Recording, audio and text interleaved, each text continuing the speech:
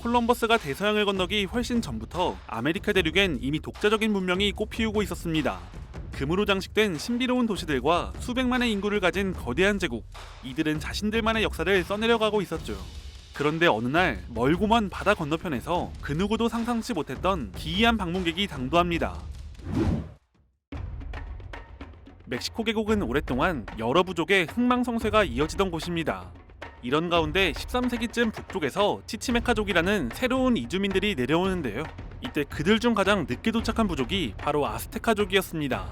이들은 스스로를 메시카라고 지칭했는데 농업에 익숙하지 않아 수렵 채집을 병행하며 텍스코코 호수 근처 습지에 터전을 마련했습니다.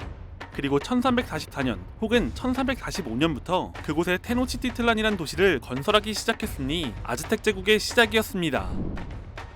14세기 후반에서 15세기 초는 아즈텍 역사의 중요한 전환점이었습니다. 당시 호수 근처엔 아스카포찰코라는 지배적인 세력이 있었는데 아즈텍은 텍스코코와 틀라코판이라는 도시국가와 힘을 합쳐 반란을 일으키며 아스카포찰코를 무너뜨립니다.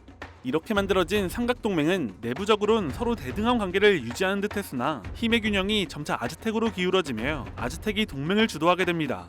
삼각동맹은 멕시코 계곡과 그 주변 지역을 정복하기 시작했고 목테수마 2세가 통치하던 1502년에 이르면 건조한 북부고원 변경 지역부터 테우안테펙의 저지대에 이르는 광범위한 지역을 아우르며 군사적 정복을 통해 수많은 크고 작은 도시로부터 공물을 받고 복종을 이끌어냈습니다. 당시 타라스코족, 틀락스칼라 같은 일부 강력한 도시국가만이 아즈텍의 지배를 받지 않고 완전한 독립을 유지할 수 있었습니다. 이렇게 만들어진 아즈텍의 인구는 약 500만에서 600만 명으로 추정되는데 동시대 영국의 인구가 400에서 500만이었으니 엄청난 인구였습니다. 아즈텍의 수도 테노치티틀란은 물 위에 세워진 타원형의 섬 도시였습니다. 인구는 대략 15에서 20만 명 정도였습니다. 테노치티틀란은 세 갈래의 둑길로 육지와 연결되어 있었고 운하를 통해 물품 운송이 활발하게 이루어졌습니다. 도시 외곽엔 치남파라고 불리는 수상 농경지를 만들어 옥수수 등의 작물을 재배하며 식량을 확보했죠. 또한 차풀테펙 산에서 석재 상소관을 통해 식수를 끌어오는 등 발달된 인프라를 갖췄습니다. 도시엔 아이들을 가르치는 학교와 분쟁을 다스리는 2개의 고등법원이 존재했으며 목수, 도공과 같은 장인들이 활동하는 등 노동이 분화된 체계적인 사회였습니다. 다만 이러한 사회의 밑바닥에는 거대한 노예계층이 존재했습니다. 오늘날 아즈텍에는 인신공양 문화가 있던 것으로 유명합니다. 인신공양은 그들의 종교와 연결되어 있었는데요. 아즈텍 종교에는 태양신 위칠로포치틀리를 비롯한 여러 신이 있고 이들은 끊임없이 에너지를 필요로 합니다.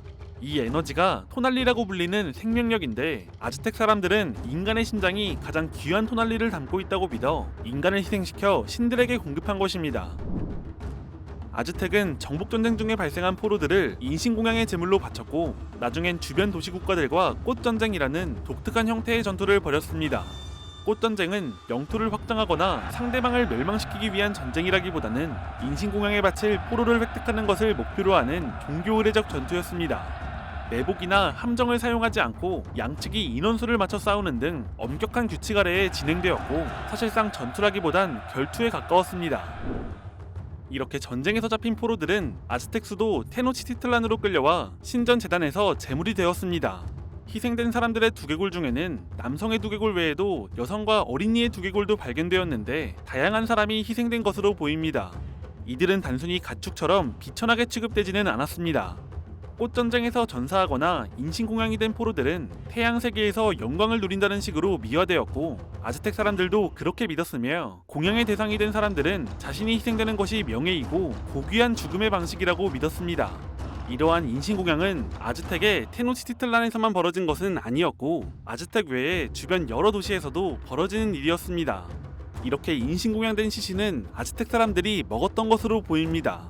종교 의례적 식인이 행해졌다고 하는데 팔과 다리 같은 부위를 섭취했다는 스페인 기록이 있으며 일부 고고학적 발굴에서도 인간뼈의 칼자국이나 조리 흔적이 발견되었다고 합니다. 그러나 대규모의 식인 또는 일상적인 식인이 있었다는 주장은 널리 받아들여지지 않고 있습니다. 한편 최근 연구에선 꽃전쟁을 다양한 시각으로 보고 있습니다. 자연재해에 대한 종교적 대응, 군사훈련 및 포로 확보, 그리고 삼각동맹의 예속을 거부하는 틀락스칼라 연합체와의 정치적 대립 등을 이야기하는데요. 신화나 종교적인 필요보다는 정치 전략적인 측면이 강하다는 점이 강조됩니다.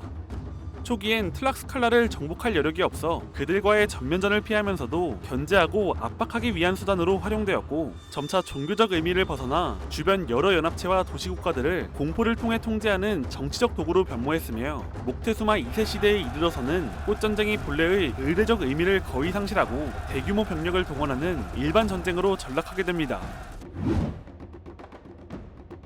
이런 와중에 유럽에선 새로운 탐험의 시대가 열렸습니다. 대서양을 건너는 새로운 항로를 개척한 콜럼버스는 1502년까지 4차례에 걸쳐 아메리카 대륙으로 원정을 떠났는데, 그는 두 번째 원정에서 히스파니올라 섬에 라 이사벨라라는 정착지를 건설했고 쿠바를 발견했습니다.